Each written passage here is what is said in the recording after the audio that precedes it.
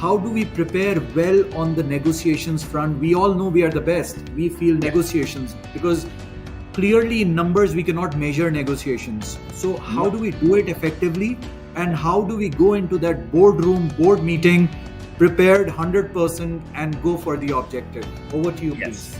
Yes, so to finalize my story about empathic negotiation design, I truly would like to challenge everyone to start preparation for your negotiation only from the other perspective. So of course, there are very important things for yourself and for your own company to achieve. But first of all, think about what is important for my negotiation counterpart to achieve.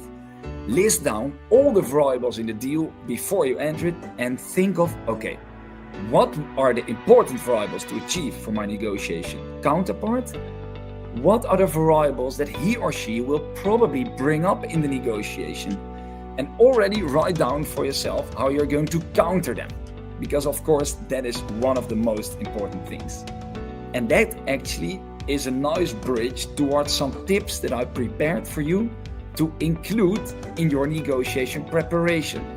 So when you want to achieve good and better deal results, of course, we have the empathic negotiation design, we have negotiation preparation, and we have negotiation skills.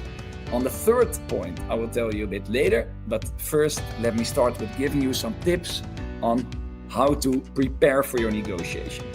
And there are some questions that I would like to challenge you to answer.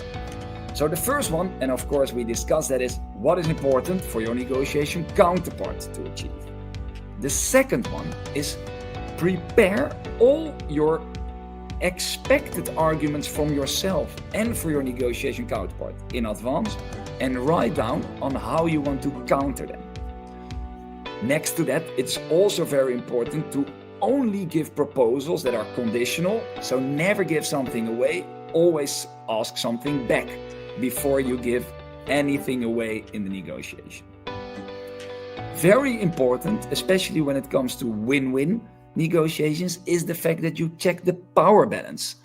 So what is the percentage of sales that you are doing from your customer side, and how important is your customer or your supplier for you?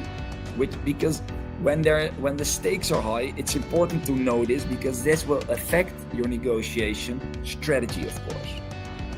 Then, of course, if you think of with who do I want to grow for next year, focus on the development, on the financials.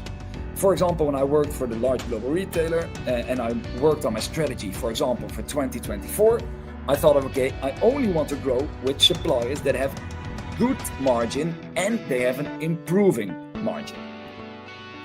Then, of course, and this is tip number 5, prepare a move plan in advance. So already think scenario based, what will I do if anything goes wrong, etc., etc. Number 6, and this is, I'm a very positive guy, but of course you have to focus on carrots and sticks and gives and takes to think of variables that you want to give away in the negotiation to achieve your goal.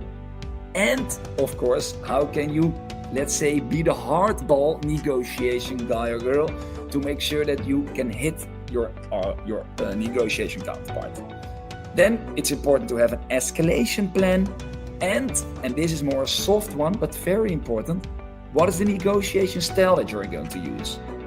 In the end, make bold decisions and stick to them.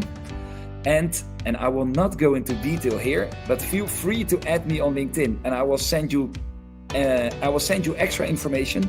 ChatGPT, I have been working on ChatGPT and procurement and negotiation for over 6 months now. And this is really important. It can really help you out to find and achieve better deal results.